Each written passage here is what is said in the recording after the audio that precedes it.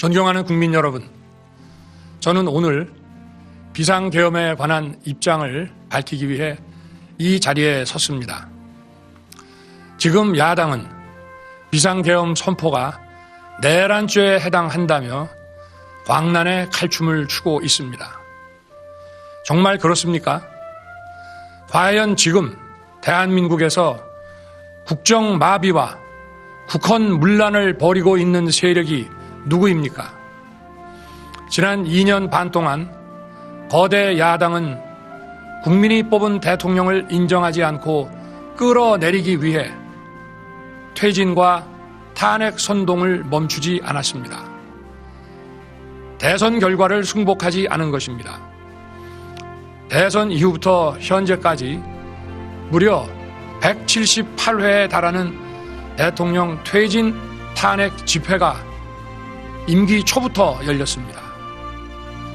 대통령의 국정 운영을 마비시키기 위해 우리 정부 출범 이후부터 지금까지 수십 명의 정부 공직자 탄핵을 추진했습니다. 탄핵된 공직자들은 아무 잘못이 없어도 소추부터 판결 선고시까지 장기간 직무가 정지됩니다. 탄핵이 발의되고 소추가 이루어지기 전 많은 공직자들이 자진 사퇴하기도 하였습니다. 탄핵 남발로 국정을 마비시켜 온 것입니다. 장관, 방통위원장 등을 비롯하여 자신들의 비위를 조사한 감사원장과 검사들을 탄핵하고 판사들을 겁박하는 지경에 이르렀습니다. 자신들의 비위를 덮기 위한 방탄 탄핵이고 공직기관과 법질서를 완전히 무너뜨리는 것입니다. 뿐만 아니라 위헌적 특검 법안을 27번이나 발의하면서 정치 선동 공세를 가해왔습니다. 급기야는 범죄자가 스스로 자기에게 면죄부를 주는 셀프 방탄 입법까지 밀어붙이고 있습니다. 거대 야당이 지배하는 국회가 자유민주주의의 기반이 아니라 자유민주주의 헌정 질서를 파괴하는 괴물이 된 것입니다. 이것이 국정마비요, 국가 위기 상황이 아니면 무엇이란 말입니까? 이것뿐만이 아닙니다. 지금 거대 야당은 국가 안보와 사회 안전까지 위협하고 있습니다. 예를 들어 지난 6월 중국인 3명이 드론을 띄워 부산에 정박 중이던 미국 항공모함을 촬영하다 적발된 사건이 있었습니다. 이들의 스마트폰과 노트북에서는 최소 2년 이상 한국의 군사시설들을 촬영한 사진들이 발견됐습니다. 지난달 40일에는 40대 중국인이 드론으로 국정원을 촬영하다 붙잡혔습니다. 이 사람은 중국에서 입국하자마자 곧장 국정원으로 가서 이 같은 일을 벌인 것으로 확인됐습니다. 하지만 현행 법률로는 외국인의 간첩 행위를 간첩죄로 처벌할 길이 없습니다. 이러한 상황을 막기 위해 형법의 간첩죄 조항을 수정하려 하였지만 거대 야당이 완강히 가로막고 있습니다. 지난 정권 당시 국정원의 대공수사권을 박탈한 것도 모자라서 국가보안법 폐지도 시도하고 있습니다. 국가 안보를 위협하는 간첩을 잡지 말라는 것 아닙니까? 북한의 불법적인 핵무장과 미사일 위협 도발에도 GPS 교란과 오물 풍선에도 민주노총 간첩 사건에도 거대 야당은 이에 동조할 뿐 아니라 오히려 북한 편을 들면서 이에 대응하기 위해 고군분투하는 정부를 흠집내기만 했습니다. 북한의 불법 핵 개발에 따른 유엔 대북 제재도 먼저 풀어야 한다고 주장합니다. 도대체 어느 나라 정당이고 어느 나라 국회인지 알 수가 없습니다. 검찰과 경찰의 내년도 특경비, 특활비 예산은 아예 0원으로 깎았습니다. 금융 사기 사건, 사회적 약자 대상 범죄, 마약 수사 등 민생 침해 사건 수사, 그리고 대공 수사에 쓰이는 기묘한 예산입니다.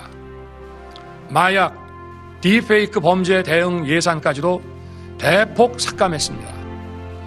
자신들을 향한 수사 방해를 넘어 마약 수사, 조폭 수사와 같은 민생 사범 수사까지 가로막는 것입니다.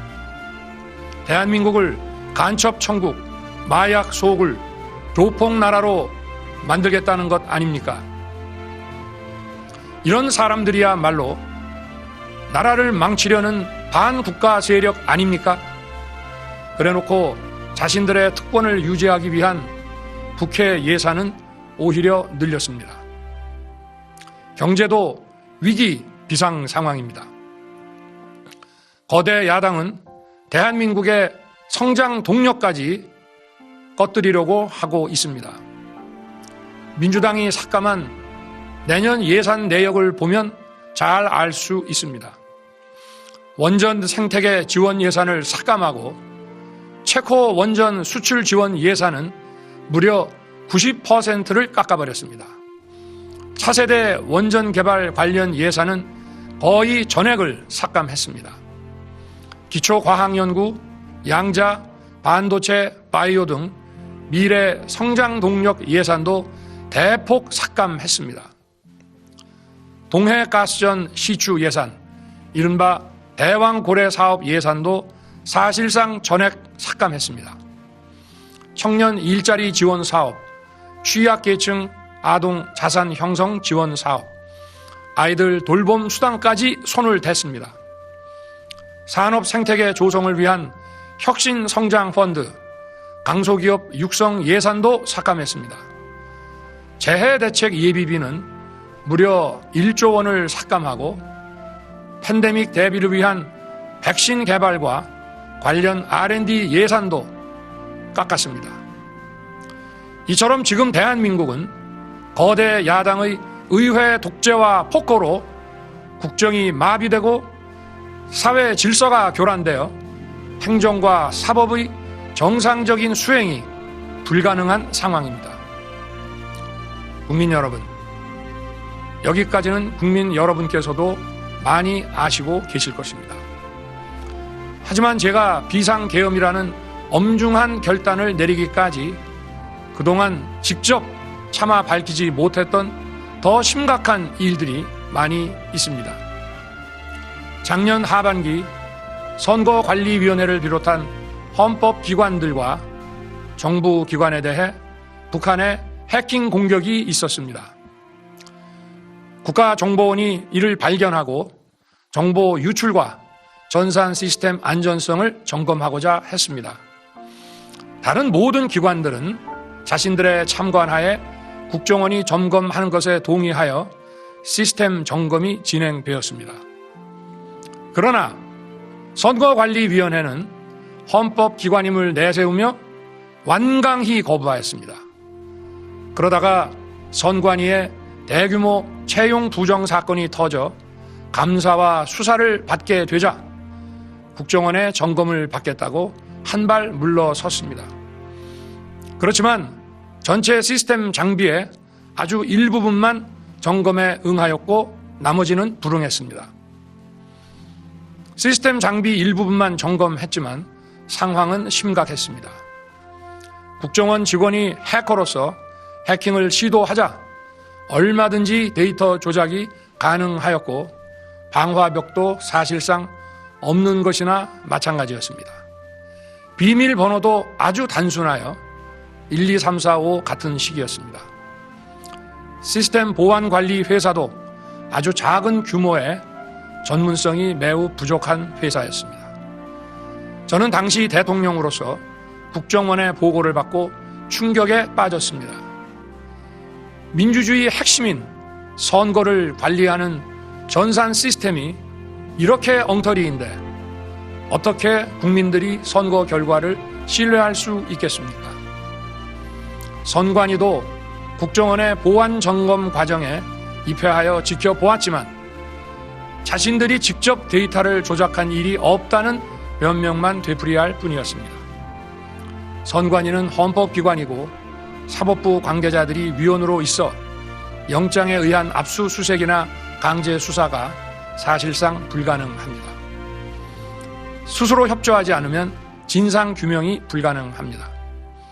지난 24년 4월 총선을 앞두고도 문제 있는 부분에 대한 개선을 요구했지만 제대로 개선되었는지는 알 수 없습니다. 그래서 저는 이번에 국방장관에게 선관위 전산 시스템을 점검하도록 지시한 것입니다. 최근 거대 야당 민주당이 자신들의 비리를 수사하고 감사하는 서울중앙지검장과 검사들, 헌법기관인 감사원장을 탄핵하겠다고 하였을 때 저는 이제 더 이상은 그냥 지켜볼 수만 없다고 판단했습니다. 뭐라도 해야 되겠다고 생각했습니다. 이들은 이제 곧 사법부에도 탄핵의 칼을 들이댈 것이 분명했습니다. 저는 비상계엄령 발동을 생각하게 되었습니다.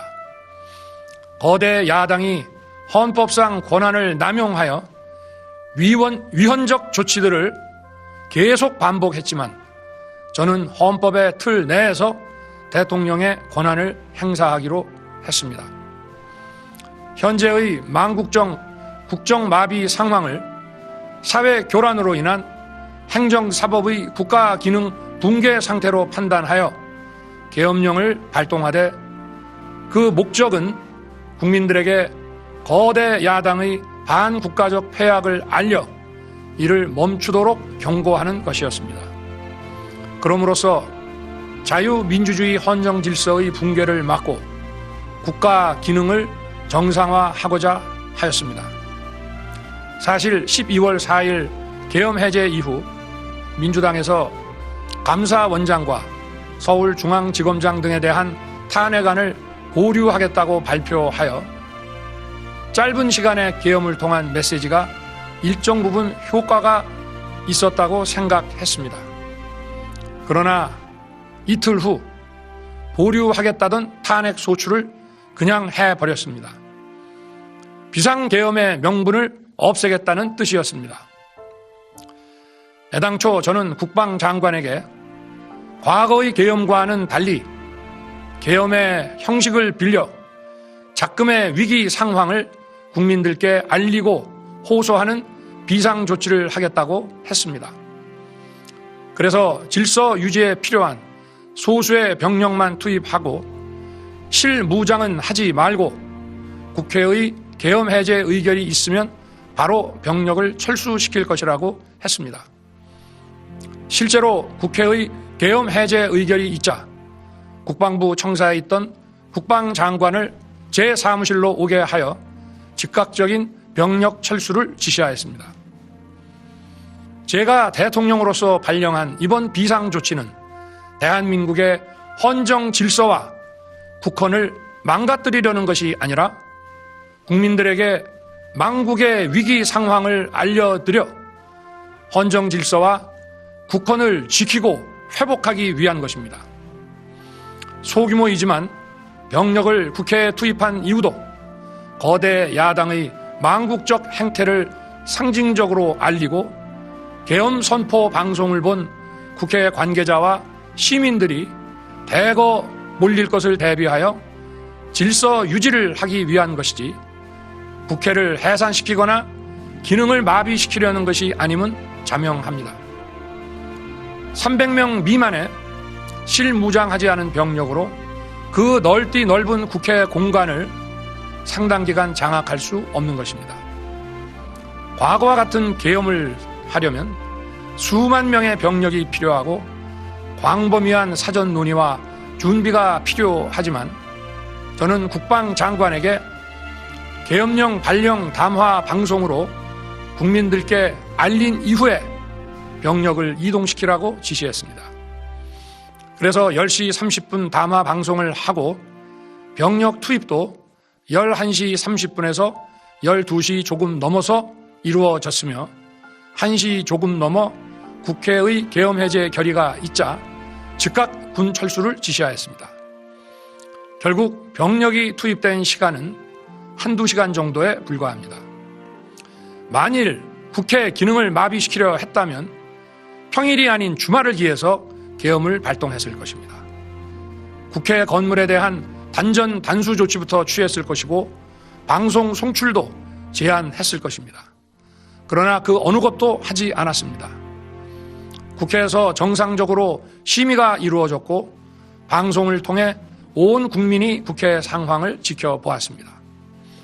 자유민주 헌정 질서를 회복하고 수호하기 위해 국민들께 망국적 상황을 호소하는 불가피한 비상조치를 했지만 사상자가 발생하지 않도록 안전사고 방지에 만전을 기하도록 하였고 사병이 아닌 부사관 이상 정예 병력만 이동시키도록 한 것입니다. 저는 이번 비상계엄을 준비하면서 오로지 국방장관하고만 논의하였고 대통령실과 내각 일부 인사에게 선포 직전 국무회의에서 알렸습니다. 각자의 담당 업무 관점에서 우려되는 반대 의견 개진도 많았습니다.